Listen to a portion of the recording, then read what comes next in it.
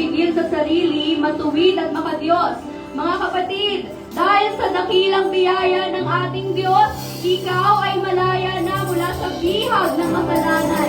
Ikaw ay pinatawad na ng Diyos, kaya huwag natin pigilan na ibigay ang labet ang 100% ng ating mga sarili sa pagbibigay ng papuri at pasalamat sa ating Panginoong Jesus dahil nasa Kanya ang kaligtasan. Amen? Hallelujah! Let's go!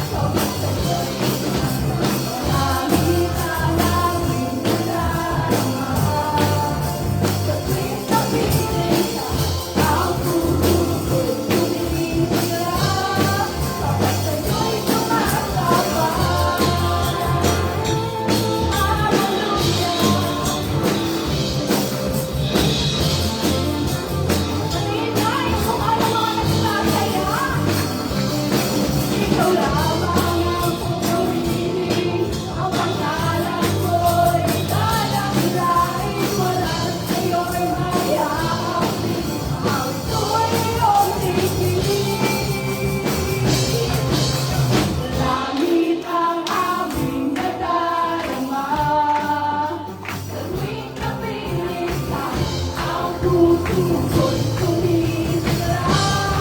Kapag sa'yo'y sumasamba, langit ang aming kadarima. Sa tuwing kapiling ka, ang puso'y kumikislap. Kapag sa'yo'y sumasamba. Kapag sa'yo'y sumasamba.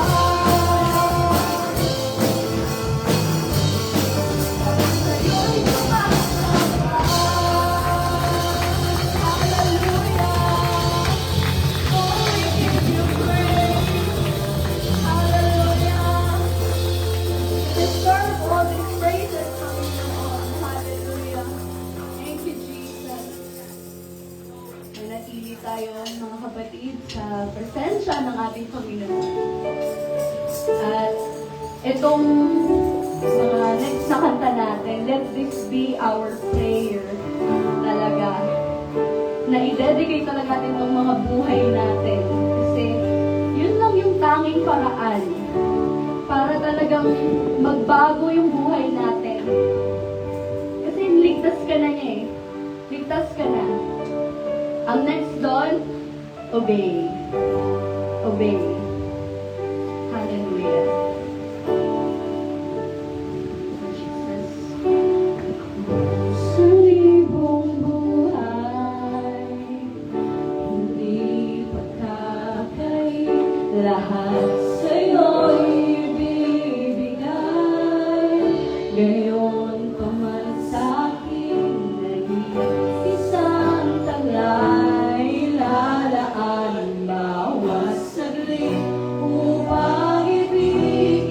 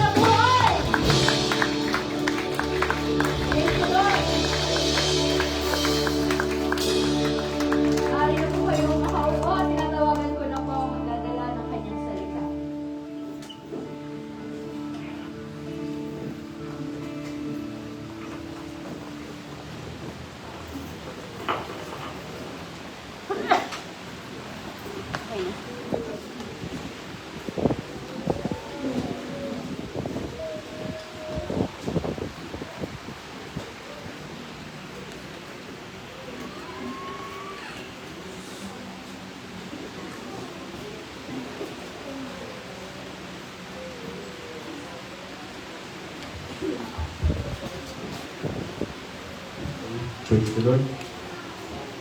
Praise the Lord. Hiniling ko po na minsan pa magsitayo ang bawat isa. Maraming po pong upuan dito sa harap. Kung may mahiya, hindi po ako nangangagat. Medyo lang. Sige po. So tayo po muna ay manalangin sa ating Panginoon. O Diyos na makapangyarihan sa lahat, Diyos ng langit at ng lupa, na sa pamamagitan mo at dahil sa iyo nalalangan lahat, Panginoon. Mula sa pinakamaliit na may buhay hanggang sa may pinakamalaki.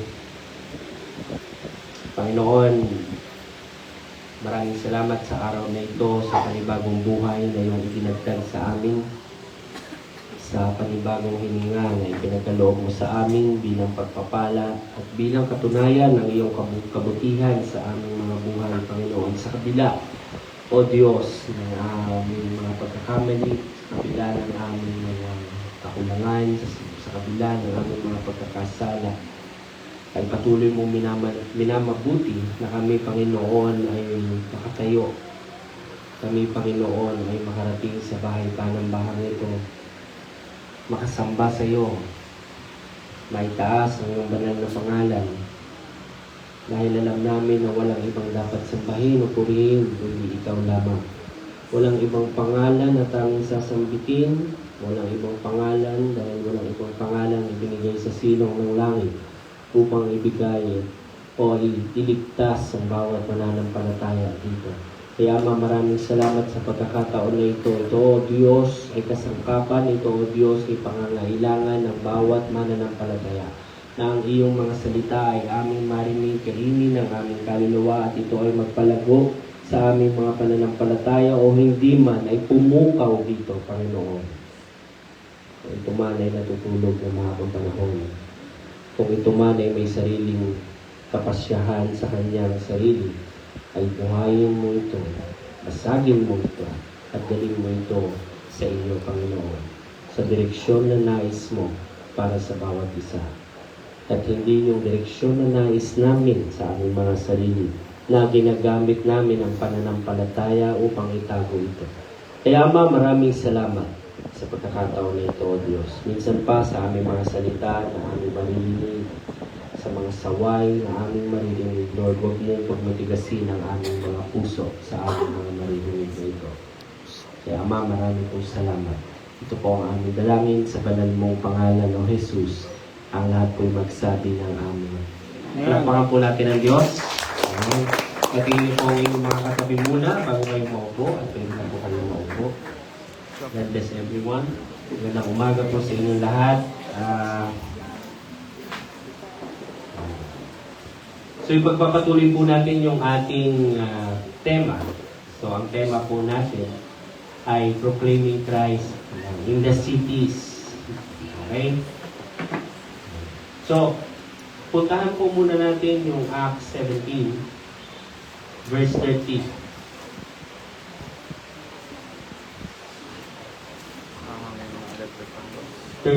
Kung kayo po ay may mga banal na kasulatan, ay sunday mo po ako.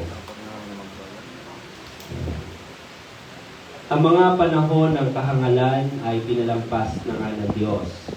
Ngunit ngayon pinag-uutos niya sa lahat ng tao, sa lahat ng dako, na, ano na yung pinag-uutos? Utos ba yun? Utos po ba yun? Amen. Sapagkat ipinakda niya ang isang araw kung kailan niya hahatulan ang sanlibutan ayon sa katwiran sa pamamagitan ng lalaking kanyang itinalaga at tungkol dito, binigyan niya ng katiyakan ng lahat ng tao na kanyang muling buhayin siya mula sa mga patay. Na kanilang marinig ang tungkol sa pagkabuhay ng mga patay ay nangutya ang ilan, ngunit sinabi ng iba, pakikinggan ka namin muli tungkol dito. Sa gayoy umalis si Pablo sa gitna nila, subalit sumama sa kanya ang ilang mga tao. Marami po ba ang sumama? Ilang. at nanampalataya. Isa sa kanila si Dionisio na taga Areopago, at ang isang babae, ang pangalan ay Damaris, at iba pang mga kasama nito. So, tayo po ay naririto pa rin po si Pablo sa Athens, at marami na pong mga bagay, no? Marami na tayong napag-usapan tungkol dito. Pero ang nais ko pong ipaalam sa inyo, si Dionisio dito, ito po yung pinaka nangangasiwa nitong Areopago. Ito pong Areopago, kung hindi niyo po alam, ito ay lugar na kung saan maraming pangkat o maraming grupo ng mga kabataan at kalalakihan, kababaihan kasama na din, na sila po ay nagpapagalingan sa debate. Yan. So, noong unang panahon, nahati sa dalawang uri ng kaisipan ang buong Griego, o yung tinatawag natin philosophy. Yan. Sinong kilala yung pilosopo sa mga anak niyo? Sino? Di ba, nandiyan yung sino yun? Sina Plato. Yan, sina Socrates. Alam niyo ba na si Socrates, si Plato, sino pa iba? Kakaunti lang ang tala tungkol sa kanila kung sino sila at kung sila ba talaga ay totoong nabuhay noong unang panahon. Di ba? Pero maraming naniniwala na sila ay totoong tao at sila ay nabuhay noong unang panahon. Samantalang kay Kristo, mahigit 25 o 2,500 manuscripts ang nasusulat tungkol sa Kanya. Pero hanggang ngayon, ang mga tao hindi naniniwala. Pero kay Socrates, siguro wala pang 100 manuscript. Pag sinabi ko pong manuscript, ito yung tala na may nakakita sa'yo. Ayan. O kunyari ako, may susulat dito ng kanyang diary. Sino nag-diary pa ngayon? Dear Diary. Okay, Dear Diary. Nakinig ako ng sermon ni Pastor Aldrin. So, ang tawag doon, after 100 years, at may makabasa niyan, manuscript. Okay? So, sinulat mo yan, at original yan, nagaling mismo sa eyewitness. Kagaya ng 4 na gospel. Ano-ano po yung 4 na gospel? Matthew, Mark, Luke, at saka Paul. Walang Paul. Ano yung isa? John. Ito pong 4 na ito, sila po ay sinulat nila yung kanilang karanasan, lahat ng kanilang narinig, lahat ng kanilang naranasan, nung kasama nila ang Panginoon. Kung makikita nyo, ang gospel hindi nagsimula sa pagkapanganakan ni Mateo. Nung ako ay pinanganak, walang gano'n na nakasulat. Hindi po ba? Lahat ito ay nagsimula sa kapanganakan o kapahayagan ng kapanganakan ni Kristo, maliban kay John. Si John, isinulat niya kaagad na si Kristo ay galing langit. Di po ba? Naiiba yung kay John ng konti. Okay. Ibig sabihin, itong mga manuscripts na ito, naisulat na ito 2,000 years ago after Christ. At ito ay eyewitness account. Ito ay patotoo ng mga talagang nakasama ni Kristo. Okay? So, ito pong mga ito ay nabasa at may nakadiscover nito. At ito yung naging Biblia natin. Dahil ito yung ebidensya natin na may Kristo na lumakad sa mundo at itong Kristo na ito yung Messiah. Yun yung nagpapatotoo. Plus, yung mga isinulat pa ng mga disipulo nila. Nagkaroon ba ng disipulo si John? Yes. Nagkaroon ba ng disipulo si Peter? Of course. So itong mga ito ay naisulat din ng mga disipulo nila. Isa na si Pablo. Si Pablo po ay disipulo nino. Marami nagsasabi si John. Tama po kayo kasi madalas po silang magkasama ni John saan? Sa mission. Si John. Kasama ni John si Luke. Yan. Si Luke naman yung sumulat ng gospel ng Luke. Sasabihin niya sa akin, teka pastor, si Lucas at saka si Marcos ay hindi eyewitness. Sila ay hindi naman kasama sa 12 disipulo. Oo, pero yung galing yung kanilang account sa kwento naman ng kanilang mga apostol. So yung mga apostol din mismo ang eyewitness. So habang nagsasalita yung apostol, sinusulat nila. Okay, so itong gospels na ito ay nagpapatotoo na mayroong Kristo. Maraming naisulat tungkol kay Kristo na nagpapatotoo na siya ay totoo Pero hanggang ngayon, bukod sa hindi siya kilala ng marami, hindi rin siya pinaniniwalaan ng marami. Kahit maging ng mga nasa church. Kasi kung naniniwala ang mga nasa iglesia, hindi ganito ang iglesia ngayon. Yes? Yes. Okay. Ngayon, yung Athens, noong unang panahon mga kapatid, ito yung center ng worship sa Greek. Pag sinabing Athens, ito yung Maynila. Ito yung syudad, ito yung metropolis, ito yung something na napakaganda at napaka-modern, napakalaki. Yan. At dito rin maraming idols at maraming templo ng mga idols. Kumbaga ngayon, sa panahon natin ngayon, ito yung mga maliliit na chapel. At mayroong mga tribulto at may mga pangalan ng kanilang mga Diyos. At may mga nag-aalay, may bulaklak, may patay na manok. Ano ba mga inaalay nila noong unang panahon? Marami silang inaalay, bulaklak, grains, no? Na ayon sa kanilang interpretasyon, ito yung kailangan para maipakita nila yung glory dun sa mga lumalang o dun sa mga may kinalaman dito. Okay, kung pupunta kayo ng Athens, may makikita kayo doon na malaking templo ni Zeus. At maraming nag-aalay doon ng mga patay na hayop, maraming nag-aalay doon ng noong unang panahon kasi hindi rin bawal yung mag-aalay ka ng tao.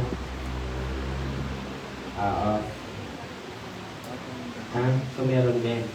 Pero napansin nga ni Pablo na meron doong shrine na maliit lang na altar at ang nakasulat doon sa altar para ito naman sa Diyos na hindi namin kilala. So ibig sabihin, sa dinami-dami ng Diyos-Diyosan nila, alam nila na meron pa silang Diyos na hindi kilala. Pero wala naman nag-research. Di ba? Sabi sa Acts 17:21, pakibaba po ng kaunti. 17:21. Diyan din po sa 17. Ano raw ang ginagawa nitong mga taga-Atenas na to?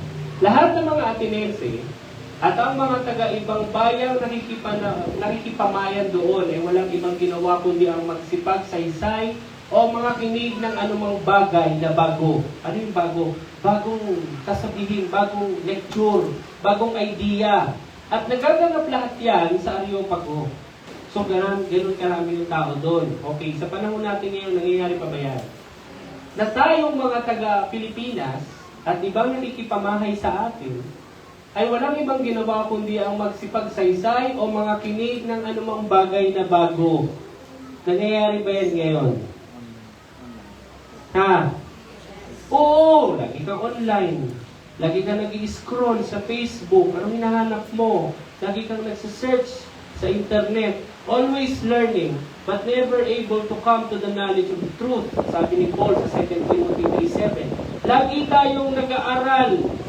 Lagi tayong may pinapasok sa kukote natin, pero never nating naiintindihan yung talagang katotohanan na dapat nating maintindihan. Nangyayari yan noon, nangyayari yan ngayon. Magkaiba lang ng itsura. Noon, sila, lalapitan nila yung isang pilosopo kasi nahati sa dalawang school. Stoic at saka ano pa isa? Epicurean. Si Stoic naniniwala sa material na bagay. Walang Diyos, walang resurrection. Kung hindi, lahat ng naririto ngayon na nahahawakan mo, sa iyo yan. At ang pinakamasayang buhay ay yung may pinakamaraming bagay na possession. Yun yung paniniwala nila. Yung isa naman, Epicurean, ano yung sabihin nun? Naniniwala sila na mayroong divine someone, divine something, o divine someones. At sila ay naniniwala na ang taong may kagalakan dapat ay yung hinahanap niya ay katwiran. Pero, ganun pa man, ibang katwiran yung kanila, yung katwiran nung gusto nilang mangyari. Okay. Hindi yung katwiran ng Diyos. So, itong dalawang ito, lagi nagpapangayan yan. So, lalapit yung isa. Bro, anong bago ngayon? Anong napanaginipan mo at pumasok na ideya? Ganyan sila. Pag nagpalitan sila ng puro-puro matindi. Uy, alam mo ba na pwede tayong magluto ng itlog no, pag mag-init? Talaga ba? Anong filosofiya niyan? Ganon sila noon. Oh. Ngayon, ganon din tayo. Kaya nga maghapon magdamag tayo naka-online eh. Nag-i-scroll sa cellphone natin. Anong hinahanap natin? For what purpose? Anong school ng philosophy yung sinusunod mo? Naghanap ka ba ng material? Pupunta ka sa Shopee? Pupunta ka ng TikTok shop, right? Scroll ka doon. O naghahanap ka ng katwiran, mga idea, mga philosophies. Pupunta ka kung paano mag-make-up. Saan magandang bumili ng ganito? Saan magandang, di ba? Kung ano-anong mga tinuturo ngayon sa online. Ano-ano na mga natutunan nyo sa online ngayon? Ha? Paano mag-scatter? Ano-ano na? Ano yung mga natutunan natin? We long for knowledge. Nai-entertain ng tao sa knowledge. Akala nyo ba, nanonood kayo ng sine noon in Sharon Cuneta at ang layunin ninyo ay umiyak? Hindi yun ang layunin ninyo. Yes? Sino dito ang gustong umiyak? No tayo sine, gusto kong umiyak. Wala eh. Anong layunin ninyo? Ba't kayo nanonood ng sine noon? Nora Honor, kasama niyo lola nyo. Hindi nga nila kilala si Nora Honor. Sino ba ngayon? Sino ba mga mga artist na yun? Kung talagang umiiyak kayo, kung nakikita nyo pa lang yung mukha. Wala pa ninja yun, mukha pa lang. Ha? Wala na si Chiquito. Patay na. Okay, di ba? Wala dito. Tara man tayo sine. Yung barilan, kasi gusto ko mamaril. Tama ba? Kaya no tayo sine kasi yung action, yung kay Ruben. Ruben Tadelia. Bakit? Gusto ko mamaril. Yun na talaga ang layunin mo. Ba't ka nanonood? Yes? Ano ba talaga? Hindi eh. You long for knowledge. Gusto mo may pumasok sa kukote mo. Gusto mo magbabakante ang isip mo. Gusto mo malibang. Tama? We long. Gusto natin yun. Kaya nga ngayon, pag nagbabrowse kayo sa Facebook, nalilibang kayo kahit ang pinapanood nila, mga 10 segundo lang ng video clip eh. Tama? Yung mga nanggugulat, yung mga nagpapatawa, yung mga aso na matatalino, di ba natutuwa kayo doon? Yung mga pusa. Di ba kahit alam nyo, nakaramihan ngayon ng video sa social media gawa ng AI. Di ba? Gawa ng AI. Hindi mo totoong gawa ng tao eh. Oh, natutuwa kayo kapag may mga sino nanonood nito, yung mga public experiment, yung mga mamimigay ng pera. Oh, sino kada bigay ng pera, nakaharap sa camera. Tutulungan kita. Hindi yung kaharap, nandun yung camera, dun sa camera nakaharap, di ba? Sino nanonood ng mga ganon? Yung social experiment. Ano pinapanood nyo? Huwag nyo sabihin sa akin yung mga nakahubad. At kayo online, maghapon, magdamag. O yung sabihin sa akin, namimiss nyo yung mga friends nyo sa Facebook. Ha? Namimiss nyo na ba yung friends nyo sa Facebook, kaya kayo lagi naka-online? Hindi nga kayo nag-uusap eh. Marami kasi tayong mapapanood at dahil dyan, marami tayong nalalaman. At ang problema kasi sa atin, mga kapatid, ito ha, gusto kong i-picture out ito. Yung mga anak nyo, yung mga youth natin, ilang oras lang sila sa church talaga, yung totoo. At kapag nasa church sila ng ilang oras talaga yung ibinibigay nila sa Panginoon. Ha? Kunyari, ngayong araw na to, magsisimula ng, kunyari lang, alas 9, matatapos tayo hanggang mamaya, kunyari lang, ha? Ilang oras lang yan? 10? Okay, dun sa 10 oras na yun, ilan lang talaga yung oras na ibinigay mo sa Panginoon? 2? Tapos, pagdating ng Lunes hanggang Sabado, ilang oras ka sa Panginoon? At ilang oras ka sa mundo na ang binabasa mo yung nasa telepono mo? Gaano maraming knowledge yung tinatamaan yung nakukuha ng utak natin na hindi naman sa Panginoon? At ilang oras lang yung para sa Panginoon At ilan yung knowledge o kaalaman tungkol sa Panginoon yung nakukuha natin sa loob ng 2 oras? Kumpitin nyo. Di ba ang laki nung kaalaman na nakukuha ng ating mga sarili sa labas, sa mundo? At ang problema nito, hindi pa natin nahasa yung isip natin na mag-filter. Hindi natin nadi-discern, tama ba yung napapanood ko? Nakakatuwa yung napapanood ko. Kung hanggang ngayon, nakukuha ng napapanood nyo yung puso mo at isip mo dahil nakakatuwa, then hindi ito discerning. Diba? Hindi ito discerning. Hindi nito nasasala yung kanyang nakikita at hindi nito nasasala yung kanyang nag-agree siya sa lahat. Lalo na kapag nakakatuwa. Diba? At kapag ikaw ay nag-agree, dahil natutuwa ka, dahil yung gusto mong marinig, ayon dun sa gusto mong, nakikita mo, yun din yung gusto mong marinig, totoo yan. Kaya tayo nag-agree na totoo yan. Bakit? Kasi yun din yung gusto nating marinig. Yes? Tama ba? Kaya nga kahit mga mananampalataya tamad manood ng mga preaching at katuruan sa video at saka sa YouTube, sabihin nga sa akin, talaga bang nanonood tayo ng mga preaching at katuruan sa YouTube at sa Facebook? Simula nung ikaw ay nagsimula na mag-open ang phone mo hanggang bago ka matulog. O sabihin natin, sige pastor, nakikinig ako ng preaching ni Paul Washer. Gaano kadalas? Sa isang araw, pastor, mga isang oras.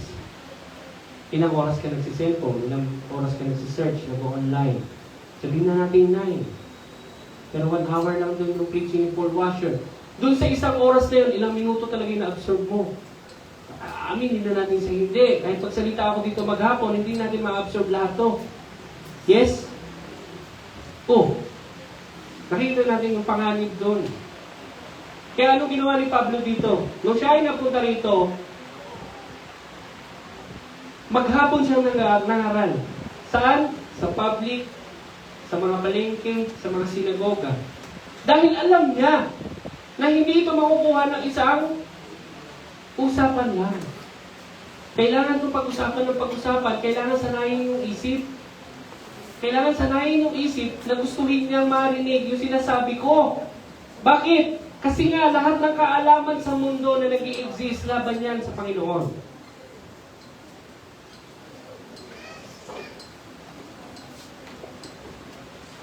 Kinakailangan maitayong utinig ang Diyos sa gitna ng kaingayan ng mundo. Kailangan may tumayo. Kailangan merong umangahas na mga aral at magturo. Hindi na pwede ngayon mga mananampalataya na itinutulak natin yung kapwa natin para sila yung gumawa ng pinapagawa ng Diyos. At tayo, nandito lang tayo. Nandito tayo sa kampante tayo na may nangangaral naman, okay na yan. Basta may nangangaral naman, nangunguna naman sila sister doon, okay na yan. Hindi na ako kailangan dyan. Sino may sabi? Hanggang saan lang ang kayang abutin ni sister at ni brother? Diba? Mga kapatid, naniniwala ba tayo na tayong mga iniligtas sa pamamagitan ng Ebanghelyo ay may responsibilidad na ipangaral ang Ebanghelyo? Yes or no? Oo. Ginagawa ba natin? Marami kasing nagtuturo na ganito. Yung calling mo kasi hindi pangangaral. Ang calling mo, tagaluto. Baka tinutukoy mo kapatid ay kaloob. Iba pa yung kaloob. Iba yung nung na-born again ka at ikaw ay pinanganak muli sa Espiritu. Iba yung role mo nung ikaw ay pinanganak sa Espiritu. At iba yung kaloob din na ibibigay sa iyo ng Diyos para magawa mo yung role mo. Ngayon, kung sasabihin mo sa akin na siya ang calling niya is tagapagluto lang at hindi siya dapat mangaral, sino may sabi? Hindi ba't naligtas tayo sa magkaparehas na Ebanghelyo? Tama po ba? O, bakit ngayon sasabihan natin at gugrupuhin ko yung church sa ganun, sasabihin ko, itong nandito, mga tagalinis lang kayo, huwag kayong magbuklat ng Biblia nyo, wala kayong karapatang mangaral. Kayo naman mga kababaihan dito, tumahimik kayo, wala rin kayong karapatang mangaral. At itong mga naggagwapuang mga lalaki dito, kayo lang ang i-disciple ko dahil kayo lang ang may karapatang mangaral. Diba discrimination yan? Akala ko ba, sabi ng Panginoon, wala ng Griego, wala ng Hudyo, wala ng babae at wala ng lalaki sa harapan niya. Lahat ay espiritu at lahat ay espiritual. Lahat ay ipinanganak ng Diyos. Nakarinig kayo ng pangaral na para daw tayong nasa bahay at may kanya-kanya tayong responsibility sa bahay. I agree. Sa loob ng bahay, pero paglabas mo, yung responsibilidad mo ba na i-honor yung mga magulang mo, hindi mo responsibilidad yun? Parang ganito, 4 ang anak ko. Yung panganay ko, sasabihan ko, anak, ikaw ang tagaluto. Yes, Daddy. Yung pangalawa ko, ikaw ang tagalinis ng bahay. Yes, Daddy. Yung dalawa kong anak na babae, ang gagawin nyo lang, pasayahin ako. Yun ang role nyo sa bahay. So pag nakita-kita tayo sa bahay, gawin nyo yung role nyo. Yes? Paano paglabas nila ng bahay? Anong responsibilidad nila? Tagalinis pa rin ba? Tagaluto pa rin ba? Ano na responsibilidad nila? Ano na? Give honor to their mother and father. Paano? By living righteously. Paano? Di ba yan ang pinapangaral nyo sa mga anak nyo? Anak, magpakabait ka pa. At pag mabait ang bata, ano sinasabi ng mga teacher? Ang bait ng batang ire. Ala, iba yung napagpapalaki ng nanay niya dito. Napakasino. Napakahinhin. Sino unang-unang pinupuri? Yung nanay. Pag yung lalaki naman, napaka-gentleman, ano sasabihin? Ang galing ng pagpapalaki ng tatay niya rito. You're giving honor to your mother and father. Now, tayong mga mananampalataya, kapag tayo ay nasusumpungan sa labas at sa mundo, at ang nakikita sa atin ay kamunduhan, hindi tayo napapansin. Agree? Yes. Kailangan pa ng Discovery Channel para ma-discover na tayo ay mga mananampalataya. Ibig sabihin, kailangan pa mag-imbestiga ng kasama mo. Kailangan pa tanungin, brother, ikaw, anong religion mo? Muslim ka ba? Ay, hindi po, Christian. Anong Christian ba yun? Ah, okay, ikaw pala yun. Ikaw pala yung praise the Lord, hallelujah. Saka pala malalaman. Bakit? Hindi halata. Nakikita nyo, pag nasa loob tayo ng church, okay, alam natin yung responsibilidad natin. Kaya nga sabi ko, wala namang papasok ng church na hindi mabait eh. Lahat yan mabait, lahat yan magalang. Yes? Yes. Meron na ka ba kayo na-encounter dito na pagpasok mo kinamayan yung ayaw? Good morning, no. Bad morning. Ha? God bless you, no. Mainit ang ulo pagpasok magdadabog. Meron ba? Pagpasok kinukurot yung anak. Sabi ko, sino? Nagmamadali na tayo. Ang tagal mo. Di ba? Doon sa baba, meron. Ay, na tayo. Sasalita na si pastor. Bilisan mo. Pagdating ka sa may hi, hello, sister. Good morning. We know our role. Pag nandito tayo sa loob ng church, especially sa harapan ng ating mga kapamilya. Sa labas. Proclaiming God is proclaiming the gospel. Living a life is evidence of a gospel-filled life. Kapag tayo ay namuhay ng malayo sa Ebanghelyo, sa mensahe ng Ebanghelyo kung paano tayo dapat mamuhay, pinapatunayan natin na hindi natin kilala ang Diyos at bukod sa hindi natin kilala ang Diyos, hindi natin alam ang Ebanghelyo ng Diyos. Kasi kung alam natin, hindi tayo mamumuhay ng ganyan. Agree ba kayo sa akin? Kung alam natin kung gaano katindi yung ginawang pagtutubo sa atin ng Diyos, kung gaano kagrabe yung habag at awa na ibinigay sa atin ng Diyos, pipiliin pa talaga nating mamuhay ulit sa pagkakasala? Talaga ba? Kung naiintindihan natin, ha? At dahil naiintindihan natin, doon tayo ngayon.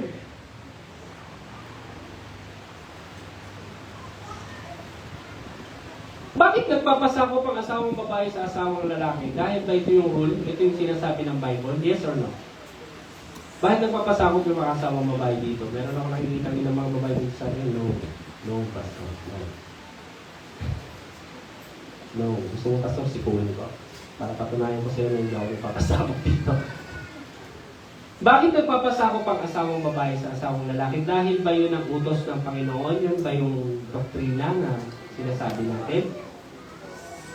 Hindi. Ang doktrina kasi, kaya nagkaroon ng doktrina, ang ugat niyan, pag-ibig. Hindi tayo malalangit dahil sumusunod tayo sa doktrina. O masusunod tayo sa anumang batas. Malalangit tayo dahil umiibig tayo sa Panginoon at iniibig natin lahat ng ipinanganak ng Panginoon. At dahil umiibig ka, hindi ka na dapat sabihan kung anong gagawin mo. Yes? Kaya nga sabi ng Lord, kung ngayon umiibig, nasusunod nyo ang kautusan. Kasi ang taong umiibig, hindi na dapat paalalahanan ko. Di ba na, ilang beses ko na yan nasabi sa inyo, yung anak nyo maaga ang pasok, alas 5. Nanay, anong oras ka gigising? Ha? May nag-utos ba sa'yo? Magluluto ka, ipagluluto mo yung anak mo. Kahit antok ka pa, may nagsabi ba sa'yo na gawin mo yan? Wala. Ipaglalaba mo yung bata ng uniform, pagpaplansya mo. May nagsabi ba sa'yo yan? Wala. Ihahatid mo sa school kasi hindi pa niya kaya. May nagsabi ba sa'yo yan? Wala. Bakit mo ginagawa yan? Dahil inutos sa'yo? Bakit mo ginawa? O mga bata, bakit nyo naman sinusunod yung utos ng nanay nyo? Bilga ng suka. Sige po, nay. Huwag ka na mag-cellphone. Sige po, nay. Aral mabuti. Sige po, nay. O maglaba ka na ng damit mo. Sige po, nay. Bakit nyo naman sinusunod yung mga magulang nyo? Dahil ba inutusan kayo ng nanay nyo? Bakit nyo sinusunod yung nanay nyo? Mga anak. O mga minsang naging mga batang anak. Bakit nyo sinusunod? Dahil inutos? O dahil sa pag-ibig? Pag-ibig, di ba? Bakit hanggang ngayon, inaalala nyo yung mga magulang nyo kahit matatanda na? Kahit alam nyo hindi na kayo kayang ipagtanggol. Ang tatay nyo kasi mahina na, payat na, may sakit na.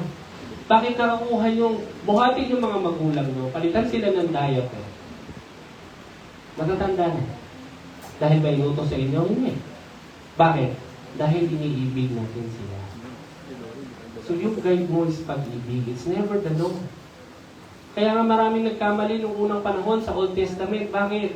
Pinipilit nilang masuyo ang Panginoon sa pamamagitan ng pagsunod.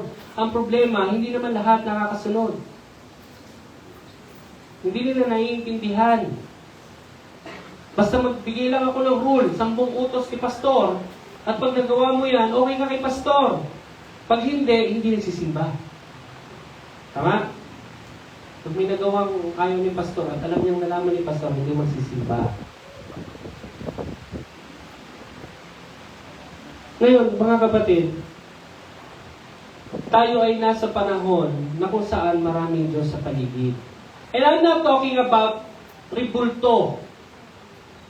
Hindi ko tinatawag dito yung ibang relihiyon na nagdi-display ng mga ribulto at Diyos-Diyosan, hindi yun ang tinatawag ko. Mas nakakatakot doon. Yung mga Diyos din na hindi nakikita, pero matindi yung ebidensya na meron.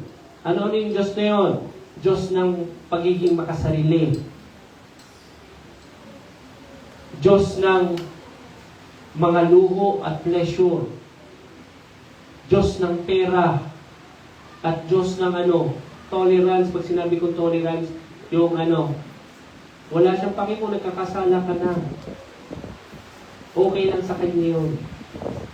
Now, pwede nyo sabihin sa akin, ba't sabi sa kasulatan, Verse 30, ang mga panahon ng kahangalan ay pinalampas. Ibig ba sabihin, nag-tolerate ang Lord at pinalampas niya? Hindi. Basahin mo ulit. Nagtyaga lang siya. Pero naglagay siya ng araw ng paghuhukom. Ibig sabihin, kasalanan ay kasalanan pa rin sa Diyos. Nagtimpi lang siya for a moment. Pinalampas lang muna niya. Pero nagtakda siya ng panahon ng paghatol, mga kapatid.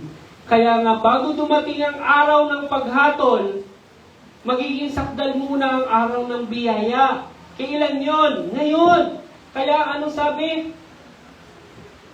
Kaya tinawag niya Pinag-uutos niya sa lahat ng tao, sa lahat ng dako, na dahil ngayon ang araw na yan,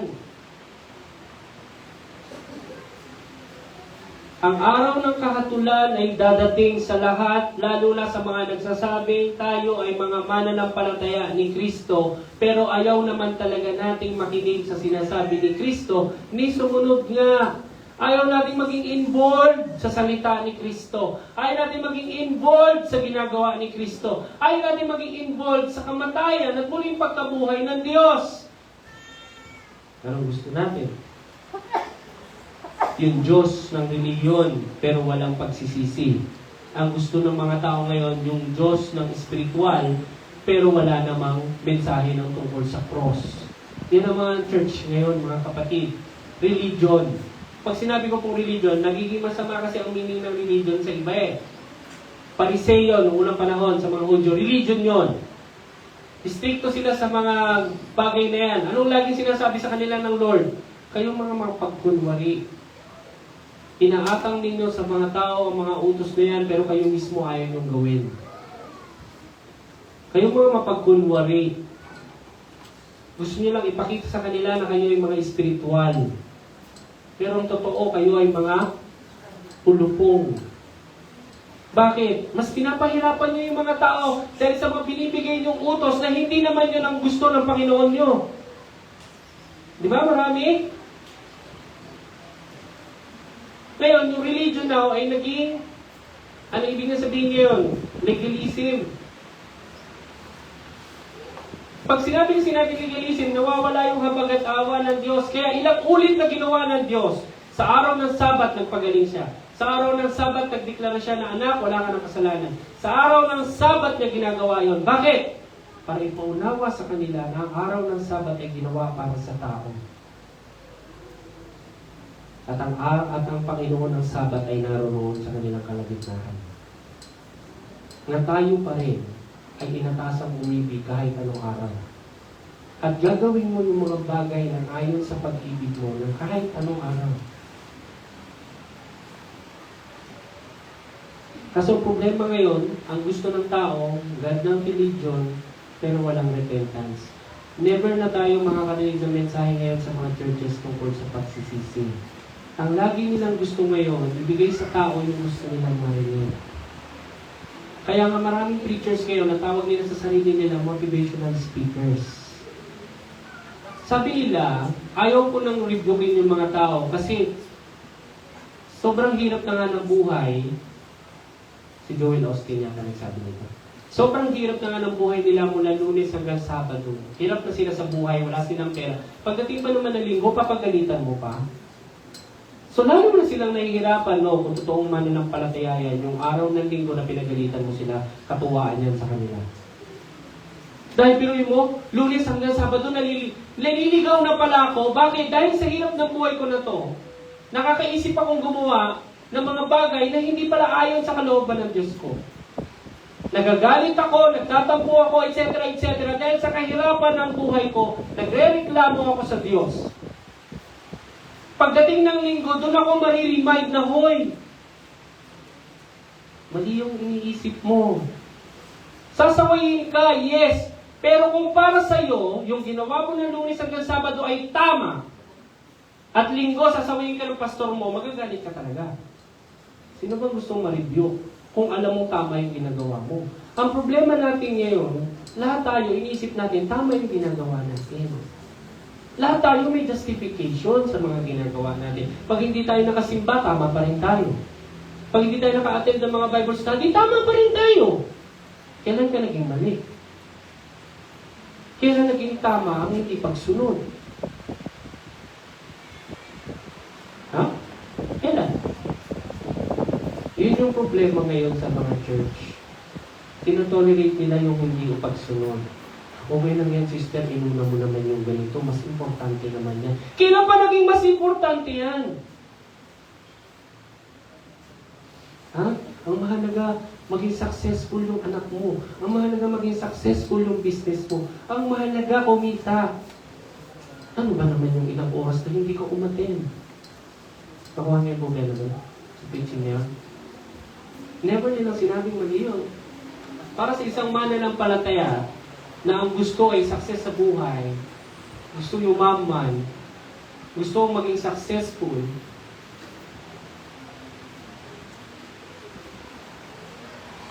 okay yun. Tapos magpipreach pa ako rito. Anim na pamamaraan, ayon sa Biblia, kung paano maging successful ang iyong investment. Makikinig kayo sa akin, hindi. Makikinig kayo, natural yan. Kung paano daw yumaman, anim na paraan daw sabi ni Pastor. Una, huwag tumaya sa loto. Walang yumayaman dyan. Ha? Pangalawa, mag-invest kayo sa akin. Ayan na. Kung ang pinag-uusapan sa church, pera, kung paano yumaman, etc. Diyos ng pera ang sinasamba natin. Pero kung pinag-uusapan dito is katwiran kahit mahirap, pagsunod kahit mahirap, kahit masakit, then ang pinag-uusapan natin ay Ebanghelyo ng Diyos. Dahil siya sumunod kahit mahirap. Yes? Sabi sa Biblia, sumunod siya hanggang kamatayan. Tayo ba? Nandun na ba tayo sa punto na susunod ako sa Panginoon kahit mamatay ako bukas? Kahit ikamatay ko? Hindi. Hindi nga natin maisuko yung kagalakan natin eh. Yung kaaliwan. Para sa Panginoon, yung pa kayang buhay? Hindi nga natin maisuko yung jowa natin para sa Panginoon. Buhay mo pa kaya?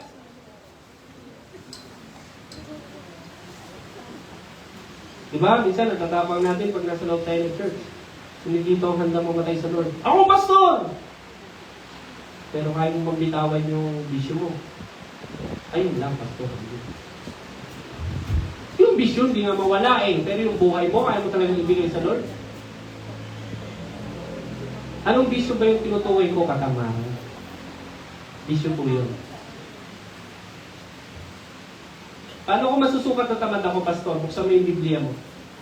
Sa loob ng 5 minuto, kung hindi ka inantok, masipag ka. Natry nyo na yan. Buksan nyo yung Biblia nyo. Punta kayo ng Matthew. Simulan nyo chapter 1. Pag nakapunta kayo ng chapter 5 na hindi man lang kayo namikit, masipag kayo. Kasi kailan kayo namikit dito habang nag-browse kayo online? Kahit abutin kayo ng 5 oras, namikit kayo.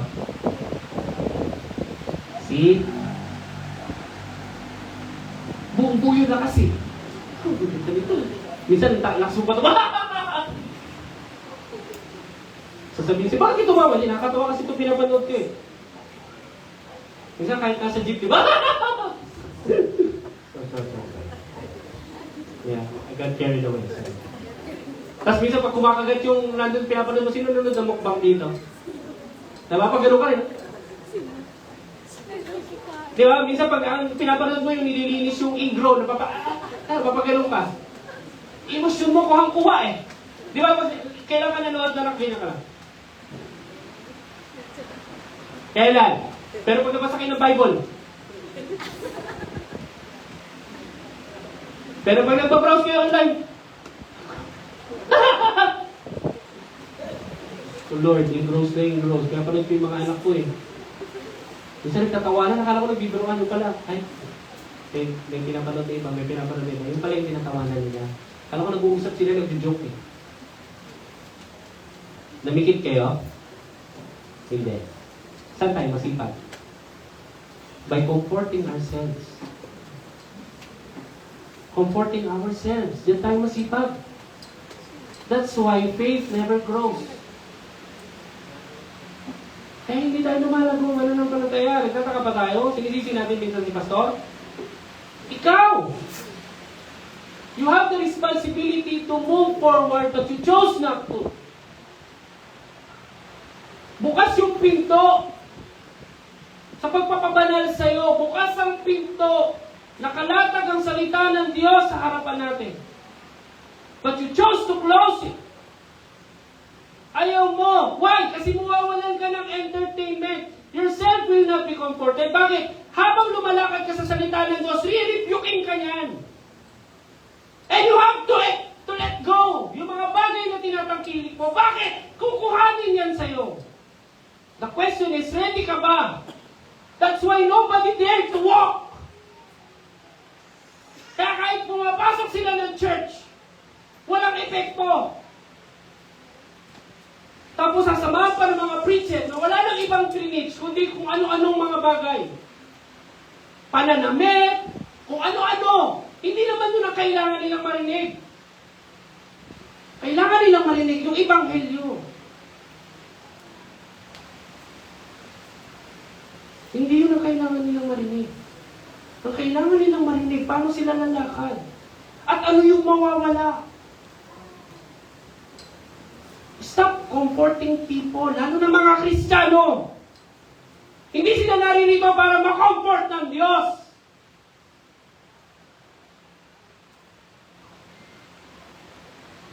Hindi tayo nandito. Hindi naririto ang salita ng Diyos para habang nagbabasa, wala kang ganun. Pagkausap mo ang Diyos, we will be serious. Lord, basta na ba ako? 10 years na akong mananampalataya. Nasa na ba ako? Ano na ba yung nawala sa akin? Ano na ba yung tinanggal mo? Hanggang ngayon, emotional ako, Lord. Tamporot ako hanggang ngayon. Ano yung ginagawa ko dito? May magsusumbong sa akin. Pastor, may nangyari mo ano? Isumbong ko lang sa'yo kasi na-offend ako eh. Ganito kasi yung nangyari. Ang una-una kong nilireview ko yung nagsusumbong. Kasi tayo, may kamalayan tayo na kung sino yung unang nagsumbong, siya yung tama. Yes? Hindi ko po yung tinutolerate. Okay. Pag may nagsumbong sa akin, una-una kong nilireview ko yung nagsumbong. Sisiguraduhin ko munang nagawa mo yung tama bago ka magalit. Kasi minsan, ang nakikita natin, yung ginawa ng kapatid natin sa atin na hindi tama, ang tanong, nakita mo ba na hindi rin tama yung ginawa mo? Kasi ang mananampalataya, nakikita niya yun sa sarili niya. Ang unang-una niya tinitingnan pagdating sa mga ganang bagay, nagawa ko ba yung tama? Tama ba yung sinabi ko? Tama ba yung ipinakita ko? Larawan ba ako ng katwiran ng Diyos? Kasi the only way para tayo ay makapagsaway ng mga bagay na yan is to understand na tayo rin ba ganun o hindi. Ngayon, pag lumapit sa akin, kasi dito, ano nangyari? Doon pa lang sa pagkikwento. Natural, hindi naman yung kikwento na mali siya. Yes? Ang laging kikwento yung kabila. Doon pa lang, maririnig ko na oh, teka muna. May pagkakamali na. Never para sa akin may nagsumbong na kasi, Pastor, may pagkakamali din kasi ako kasi ganito eh. Nabigla lang naman ako nasabi ko rin na ganito.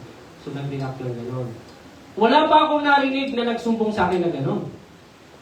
So, it means, ang layunin na nagsumbong sa akin, patunayan na siya ay tama at mali yung isa. Ngayon, ang point ko, pag nagsumbong po kayo sa akin, kaya minsan wala na nagsusumbong sa akin. Actually, hindi. Wala na talaga may susumbong sa akin. Kasi mga mananampalataya, if tayo ay matured sa pananampalataya, kung may conflict sa church, alam natin na hindi dapat mangyari yan. Dahil walang ibang nakakasira sa church kundi yung kung ano yung nangyayari sa loob, hindi yung nangyayari sa labas. Yes? Sa loob. Kung ako si Satan, maglalagay ako dyan ng spy. Ba't magbubulo ako dyan? Paglabas ng spy, wasak yung church. Not in a good way, bad way. Kung sana kung pinag-aawayan natin, doktrina. Kaso hindi, mga trivial na bagay, mga, ano yun, yung mga na-offend ako, sinabihan kasi akong kulot.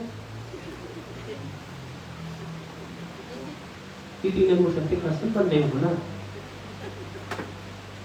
Ba't ka nagalit? Sinabihan kasi ako, pantak daw ako. Mature Christians never look at themselves. Yung ego nila is so little na wala kayong maaapakang ego sa kanila. Why? Because ang sentro ng focus is Jesus. Alam nila kapag hinamak mo ko, hinahamak mo yung Diyos ko. Anong sabi ng Diyos? Ano sabi ng Diyos? Nasa akin ang pag and if you know that at nagtitiwala kayo sa Diyos no, na nakakakita sa iyo, di kahit alimurahin niyo ako, wala akong problema. Anong sabi ng Lord? May dalawang kasalanan. Kasalanan na patungo sa kamatayan at kasalanan na may buhay pa rin. Ano yung una? Ano sabi niya? Sabihin niyo na lahat ng pamumusong laban sa anak ng tao. May kapatawaran yan. Ano ibig sabihin? May buhay pa din. Pwede ka pa rin patawarin. Pero yung pamumusong sa banal na espiritu, walang kapatawaran yan. Ano ibig sabihin? Kasalanan tungo yan sa kamatayan. Ano sabi niya? Sige, sabihin niyo na lahat yung tungkol sa akin. Lahat ng panglilibak niyo. See? Never na-offend ang Lord dahil sa sinabi sa kanya ng mga Pariseo. Sinabihan siya, "Hoy, mangkukulam!" Ako, mangkukulam? Kampante ako kung sino yung pinaglilingkuran ko. Kampante ako kung sino yung spirito na nasa akin. Kahit sabihan niyo ako ng ganyan, wala akong pake. Eh, mananampalataya. Hindi gano'n eh. Ganon. Ganito. Mananampalataya. Siguro, sige na. Sabihin ko na. Para next time, alam nyo na. Ang hinahanap ko sa mga susumbong sa akin, nandoon yung paano ba natin gagawin yung paraan, pastor, para magkasundo at hindi na muling maulit. Diba yun yung dapat? Kasi ganito. Okay, mapatunayan natin mali yung isa. Anong gagawin natin? Kasi minsan tayo tuwa-tuwa yung napapagalitan yung mali eh. Di ba nung magkakapatid pa tayo, bata pa tayo, pag napapagalitan yung isa, tuwa-tuwa tayo. Kaya pag sinabi, sino nga lang? Siya po, yun. Kaya nga nagtuturuan tayo eh. Bakit? Ayaw natin tayo mapapagalitan. Gusto natin yung iba. Pag napagalitan yung iba, nandun tayo sa sulok. Naaawa ka ba doon sa pinapagalitan? Hindi. Sumatawa ka ng palihim. Buti nga. Nasaan si sister rin? Kinakausap ni pastor. Tingnan mo, iyak ng iyak. Tulo uhog. Buti nga. Sama ng ugali. Talaga ba? Ano naman talaga? Natutuwa ba talaga tayo pag nagkakamali yung kapatid natin? Di ba talagang layunin natin kapag nagsusumbong tayo sa tatay natin? Mapagalitan siya at mapuri ako. O para huwag na ulit mangyari. Pastor, ang hapon ko lang naman dito, magkasundo. Mapaliwanagan ng isa't isa, kasi may pagkakamali din ako, may pagkakamali. Nahiya lang talaga ako lumapit, pastor, na humingi ng tawad. Kasi baka mamaya paghingi ko ng tawad, sister, pasensya na nabi. Wala akong paki sa'yo. Baka masampal ko eh. Hingi ka na nga ng tawad, tatrayan ka pa. Kaya lumapit ako sa iyo, pastor. Ang layunin ko po talaga ay napagkasundo mo kami. Tapos, pag-usapan na, para moving forward, hindi na mahuli. Anong mas mature sa dalawa? Itong sinasabi ko muli, yung kanina na gusto niyo mapagalitan yung kapatid niyo. Di ba? Yung kanina gusto niyo mapagalitan yung kapatid niyo, ugali na natin yan, hindi pa tayo kay Kristo. Hanggang ngayon ba naman dala-dala natin yan? Ano bang ministry ang binigay sa atin? Sabi sa 2 Corinthians 5. Ministeryo ng pakikipagkasundo. Which is yun yung ginagawa mo. Yun yung ginagawa ni Pablo dito. Kaya siya nandiyan. Kaya niya tinitis yung panlilipak ng mga tao. Ay dahil gusto niya ipagkasundo itong mga tao na ito sa Diyos na kanyang pinaglilingkuran. Dahil yun yung ministry niya. Ang ministry niya hindi pangangaral. Kung sasabihan kayo ng pastor nyo, ang calling mo, ganito ang calling, huwag kayong maniwala. Iisa lang ang ministry, yung pinagkaloob sa ating lahat. Ano? Pakikipagkasundo. Magsisimula sa sarili mong sambahayan, sa church mo, sa mga kapitbahay mo, at sa mga pinupuntahan mong lugar. Bakit kayo nag-misyon? Para mangaral lang? O para ipagkasundo sila sa Panginoon? Yung bang pakikipagkasundo sa Panginoon, kaya ng isang araw na pangangaral? Hindi. Dapat alam natin yun. Nung kayo ba una yung narinig ang Ebanghelyo o agad-agad? Hanggang ngayon nga, nakikinig tayo eh. Kamusta naman? Diba?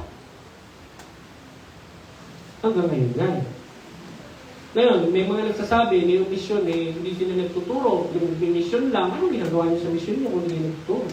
Anong ginagawa niyo sa mission niyo kung hindi kayo nangangaral? Hindi ba dapat paki-brought up nga yung verse na yun, kapatid? 2 Corinthians 5, 18 ba, pababa?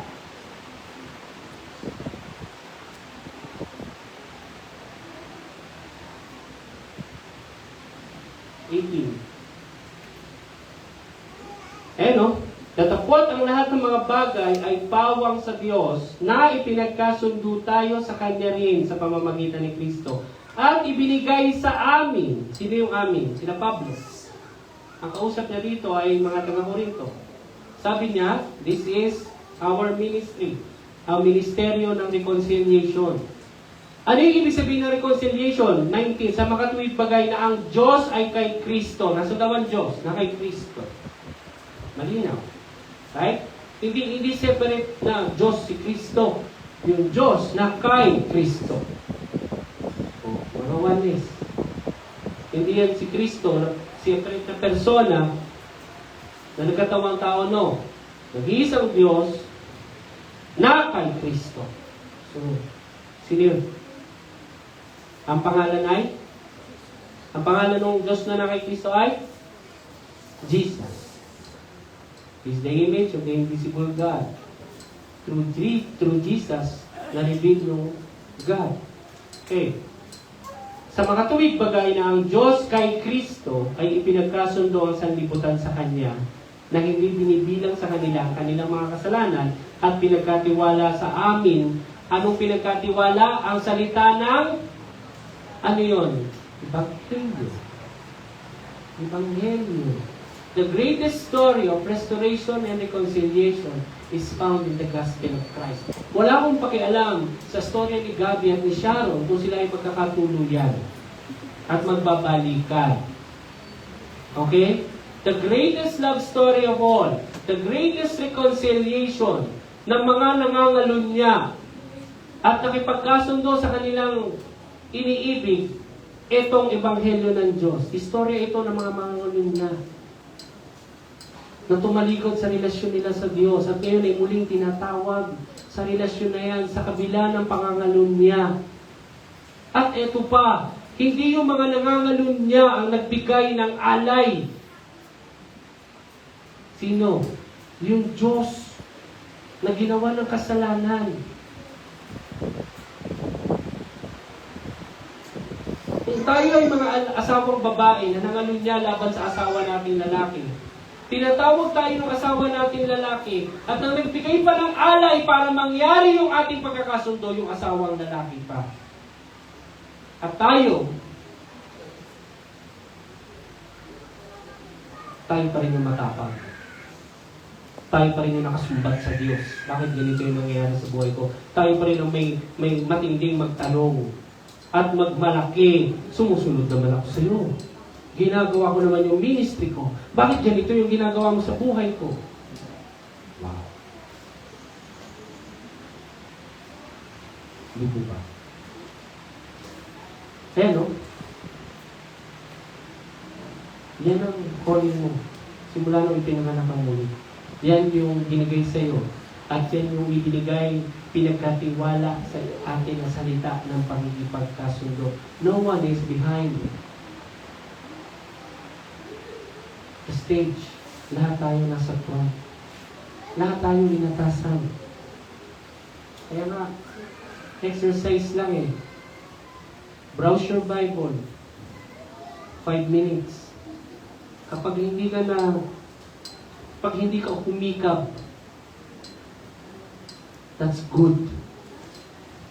Pero alam niyo kung bakit humihikap ka kapag nagbabasa ka ng Bible? Bakit ka namimikit-mikit kahit nasa chapter 2 ka pa lang ng Matthew?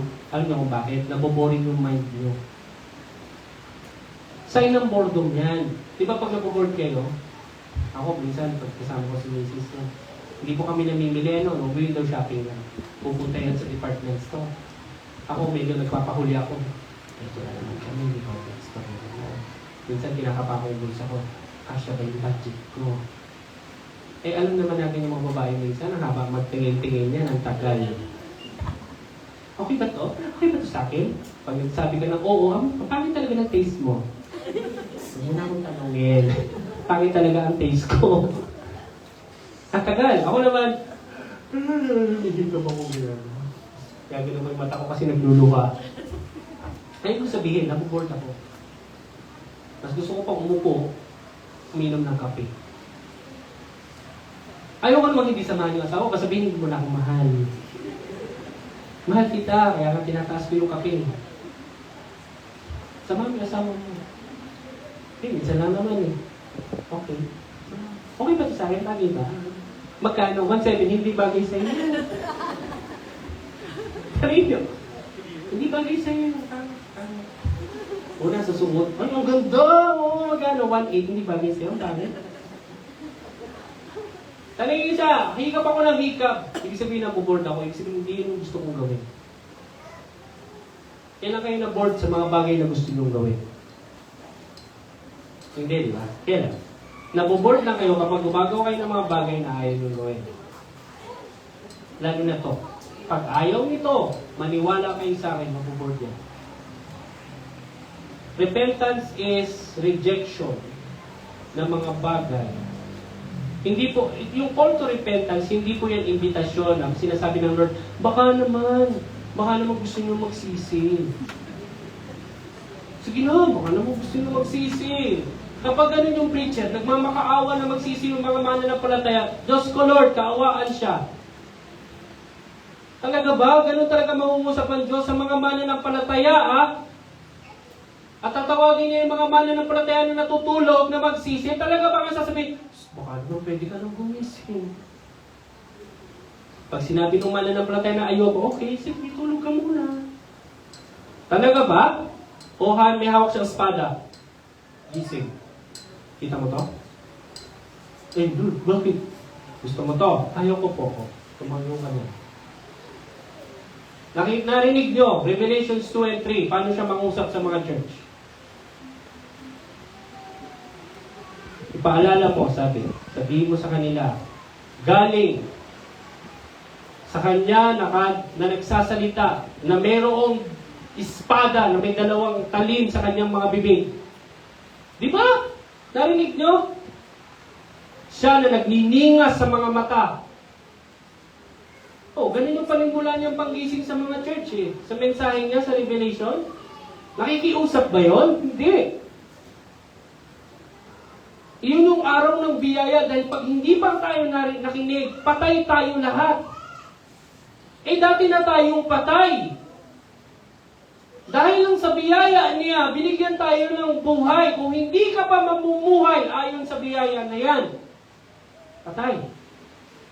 Sabi kanina, binigyan ka ng kalayaan. Kalayaan hindi para magkasala. Kalayaan upang tumalikod sa kasalanan. Bitawan yung mga maling paniniwala. Ano pa? Reject mo yung sarili mo. Kaya sabi niya, kung gusto niyo maging tagasunod ko, deny yourself. Reject yourselves. Yan ang unang-una mong kaaway, sarili mo. Yan ang nagsasabi sa'yo, na manood ka na lang ng TikTok kaysa makinig ka ng preaching sa... Sabi kanina, nagpanawagan si Sister G. Manood tayo ng Speak Live.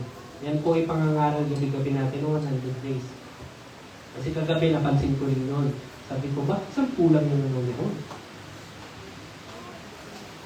Nasaan yung iba? Right? I'm sure hawak nila yung telepono nila ng mga ganong oras. Sabihin nyo,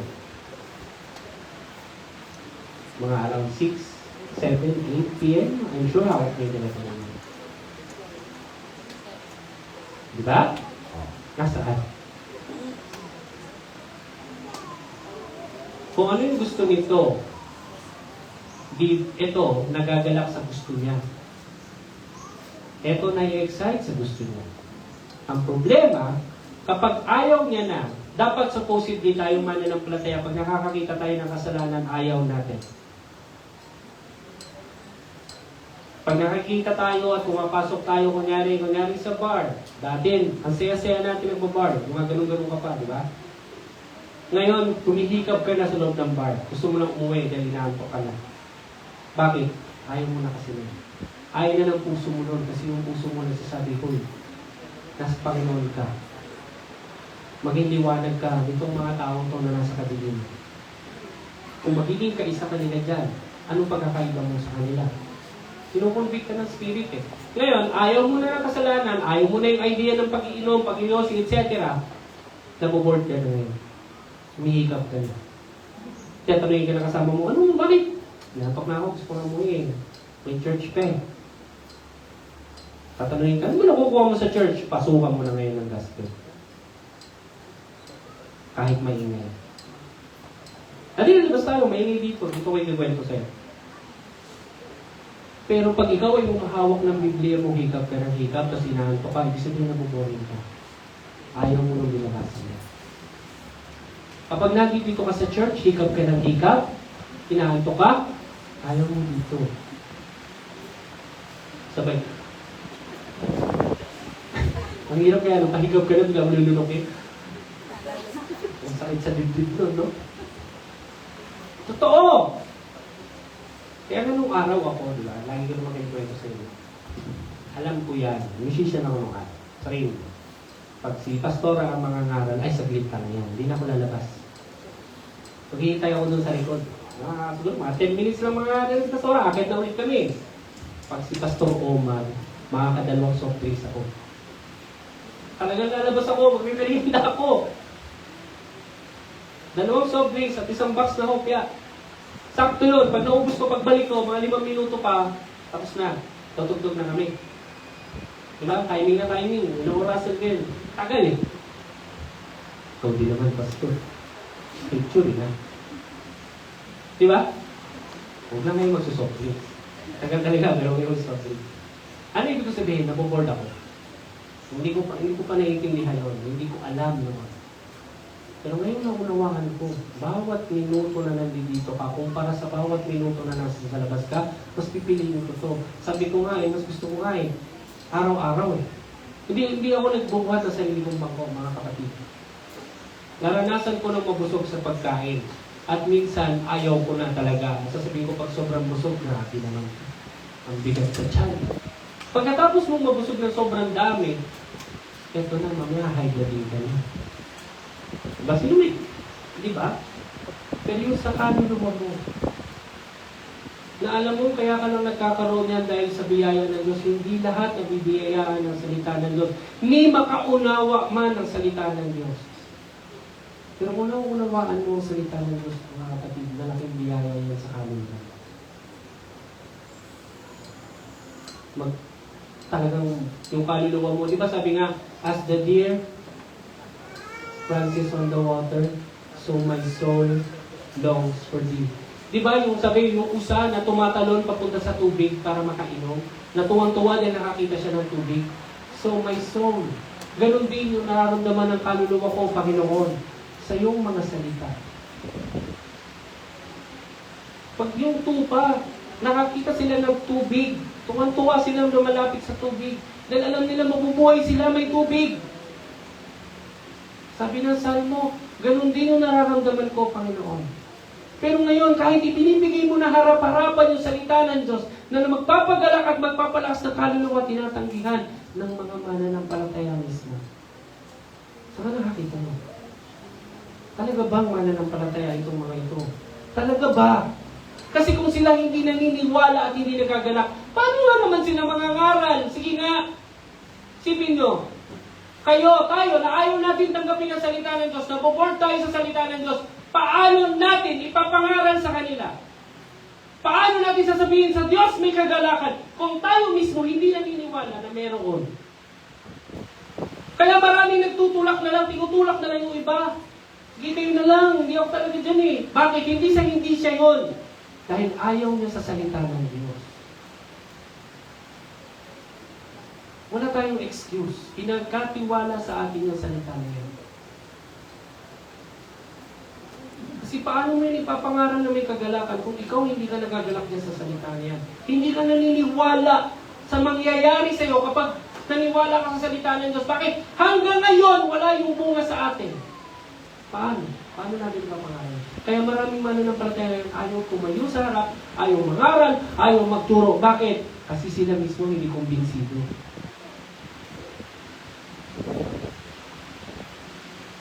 Kahit sila mismo, at sasabihin nila yung mga tao, mag-aral kayo ng salita ng Diyos, sila naman, ayaw din nila.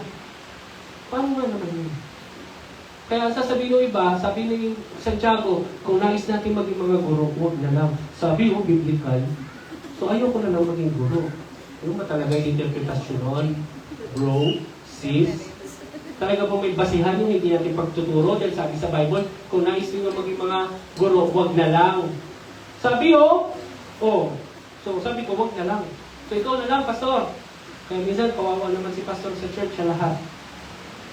Yung mga manggagawa, ayan. Kaya purihin ang Lord sa church na may mga manggagawa na talagang makikita mo yung kagalakan kahit mahirap.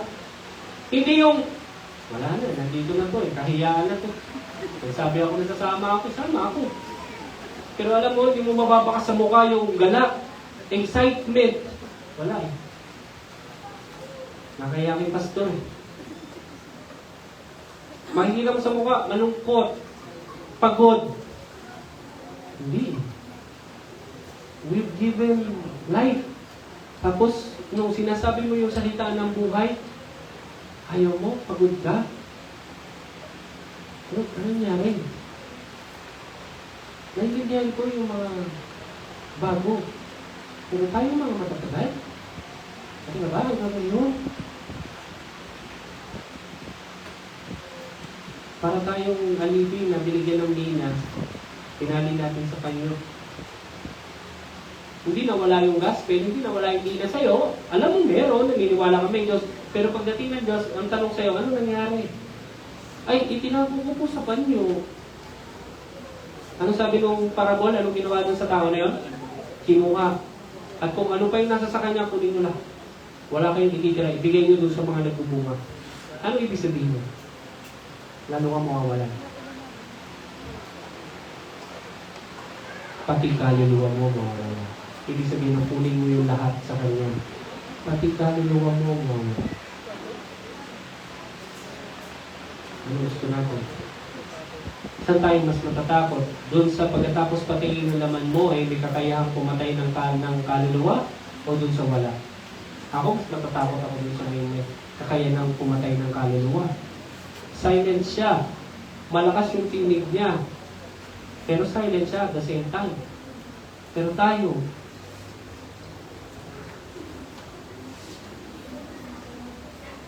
bigyan natin siya ng panahon. Ito na yung panahon ng biyaya na tinatawag tayo ng Lord sa pagsisisi ng mga mananampalataya. Bago ka magsisi, kailangan mo na may pagsisiyasa. Kailangan kasi kung magsisisi ka, tanggap mo yung problema. Mahirap kasi yung magsisisi ka, kasi i-generalize mo lahat. Patawarin mo po ako sa aking mga kasalanan.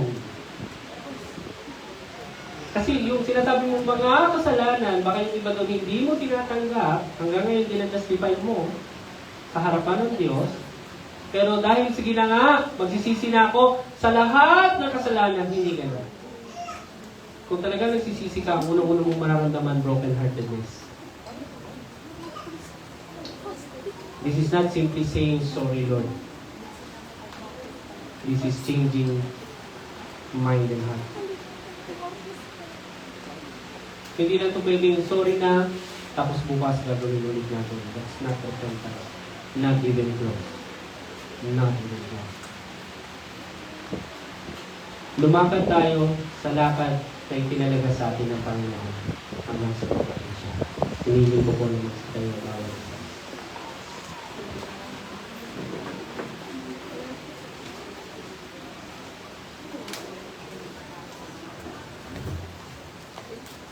Sabi nung iba, mahirap daw i-surrender sa Lord yung buhay. Totoo, kapag marami tayong baggage, mahirap talaga. Pero if nandito tayo, for Him, hindi mahirap. Actually, yun yung hinahanap mo. At kung nakakita mo na yun, you find refuge in Him. Secure ka, feeling mo ang laya-laya mo, ang sarap tuminga. Pero kung marami pa rin tayong bitbit na ayaw natin bitawan, mahirap talagang sumuko sa Lord. Because we cannot serve two masters at the same time. And we cannot justify one over the other. We have to choose. Sino ba talagang paglilingkuran mo? Habang may natitira ka pang panahon sa buhay mo, dahil hindi natin alam kung hanggang kailan na lang yan. Hindi natin alam. Kaya nga ngayon ang araw ng biyaya. Kaya nga tinatawag niya lahat ng tao sa lahat ng dako na magsisi. Ngayon yun. Ito na ang araw ng pagliligtas sa ng Panginoon. Hindi natin ito alam.